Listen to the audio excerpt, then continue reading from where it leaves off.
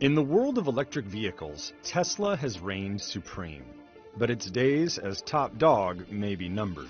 In China, the world's largest EV market, it's been losing ground to domestic automakers as a ruthless price war has inflamed an already competitive market. If Tesla had not had price cuts of 20 to 30%, they probably would have actually had sales drop last year. And there's one car maker in particular that has given Tesla a run for its money: Warren Buffett-backed BYD. The Chinese automaker logged 2.4 million new car insurance registrations in 2023, making it the top brand in China with a market share of 11%. I don't think anywhere in the history of the automobile has any company enjoyed such explosive growth in such a short period of time. BYD has grown into this powerhouse. You look at the monthly rankings, they're always at the top. In 2023, BYD produced more than 3 million new energy vehicles, which include plug-in hybrids and battery electrics, surpassing Tesla's production of 1.84 million cars. BYD is so much ahead of Tesla in China, it's like it's almost ridiculous. Early on, Elon Musk was dismissive of BYD. Chinese car makers weren't taken seriously by their rivals.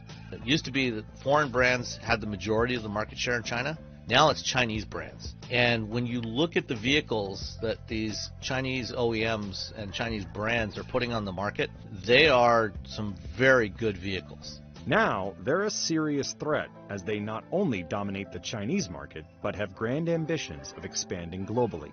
In 2023, BYD's exports grew 334% to 242,765 vehicles across 70 countries. About 40% of the EV market in China is owned by BYD, and they're just starting to export globally to places like Australia, Japan, Europe, and potentially very soon the United States. The CLSA has some predictions that by 2026, BYD will enter the top 5 automakers in the world, and this year they may reach the top 10.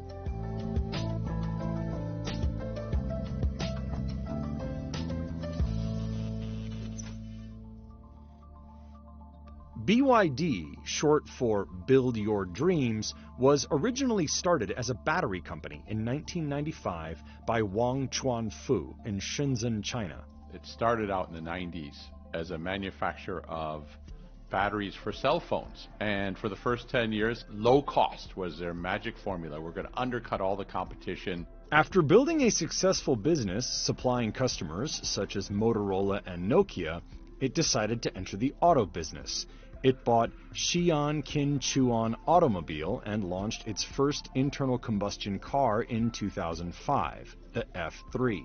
In 2008, it launched the F3DM, a plug-in hybrid EV. I remember driving in and riding the earliest BYDs. They were called the F3 and the F1, inspired by Formula One racing, which is almost comical because their cars were these sort of mediocre commuter cars that were powered by Mitsubishi engine. In 2010, it unveiled its first fully electric vehicle, the E6. It was progress, but it wasn't perfection. Still, taxis would buy the electric vehicle because they got incentives to do so, but very few private individuals had any appetite for BYD cars. The company's auto division didn't see much growth through the 2010s. Sales increased, but only gradually. Profits on those sales were mediocre. In fact, in 2018 and 2019, BYD's sales year on year were declining. Up until very recently, it was on the fence whether or not it was going to make it as a car company. However, it managed to turn things around. In 2019, I saw some of their new products called the Tang and the Han, designed by German designers, world-class designers, and the first time you see, ooh, these are actually good-looking cars. There's potential here. In 2022, the company stopped production of its ICE vehicles, focusing on building battery electric and plug-in hybrids. The majority of their cars are in the mass market, so that helps with volume. And they've also not completely shifted into pure electric vehicle at once. BYD is backed by Warren Buffett's Berkshire Hathaway and considered entering the U.S. market in 2008 when Buffett acquired 10% of the company. Warren Buffett himself said, I'm betting on the man. I don't understand the technology. I'm not sure about the China market. Will EVs take off or not? But this guy is 1 in 10 million. So he recognized something special in Wang Chuanfu. And it's with that he gave his blessing to an investment, about $250 million. A lot of the reason why he invested was because of the battery business, more so than the vehicle business. And that has grown dramatically along with their vehicle sales. BYD's stock is up over 1,400% since Buffett first invested. Berkshire Hathaway did pare down its stake in the company, selling more than 60% of its shares since last summer. Why would he draw down? So one is geopolitics. As he's mentioned with Taiwan, he said, I don't like TSMC because of the location. Second thing going on, Tesla ignited a price war about 1 year ago at the end of 2022. And that price war has been ferocious, so much so that most EV makers in China are losing money today. There's only Tesla, BYD, and a couple others that are actually able to make a profit. At the core of BYD's winning strategy, price. Many of its vehicles undercut the competition. In Munich just a few months ago, they launched the Seagull, priced at, get this, $11,500. Very competitive in the segment of $35,000 and under. Its expertise in batteries, typically the most expensive part of an EV, has helped here as well. BYD designs, develops, engineers its own batteries at scale. So not only they have the capability and the capacity for their own products, but they're also supplying batteries globally with plans to build battery plants all over the world. They are one of the top companies in the world building lithium iron phosphate batteries in particular. They cost about 30 to 40% less per kilowatt hour to manufacture. And LFP batteries are also extremely durable. They last a long time. As a leader in battery technology, it actually supplies batteries to other car makers like Tesla, Toyota, and Kia.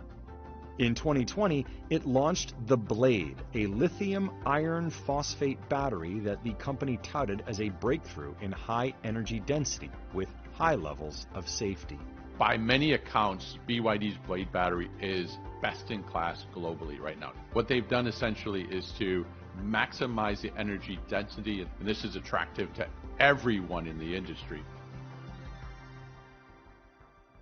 BYD is not just in the passenger car market, it makes trucks, buses, and other vehicles as well. The company actually builds and sells electric buses in the US at a factory in Lancaster, California. They have had a big business in the commercial fleet vehicles, including buses in the US, Latin America. But its passenger cars are what account for the majority of its sales. The company offers several models at a variety of price points. The Dynasty series includes the Kin, with a price starting around $14,000, to vehicles priced all the way up to the Tang on the high end, starting around $34,000. The vehicle that really put BYD on the map for the new energy segment is the Han. It's a sedan that they launched in July 2020, and this car just took off. The Ocean series appeals to younger consumers and features the Seagull, BYD's smallest car, with a starting price around $10,000, up to the Seal, a sedan that starts around $22,000. When they released the Dolphin and Seal models, one of the things that I was told was, well, we have many different colors. It's supposed to appeal more to young families and especially women. BYD has also introduced vehicles under luxury sub-brands Denza, Yangwang, and Fengcheng Bao. Denza, a joint venture with Mercedes-Benz created in 2010, introduced a few EVs for the Chinese market before undergoing a restructuring in 2021. Mercedes has since reduced its share to 10%, but BYD has continued to develop new vehicles, starting with the D9, a luxury minivan, the N7, a direct competitor to the Tesla Model Y, and the N8, a larger SUV. Yangwang, created in 2023, targets the high-end segment with a supercar, the U9, and a luxury SUV.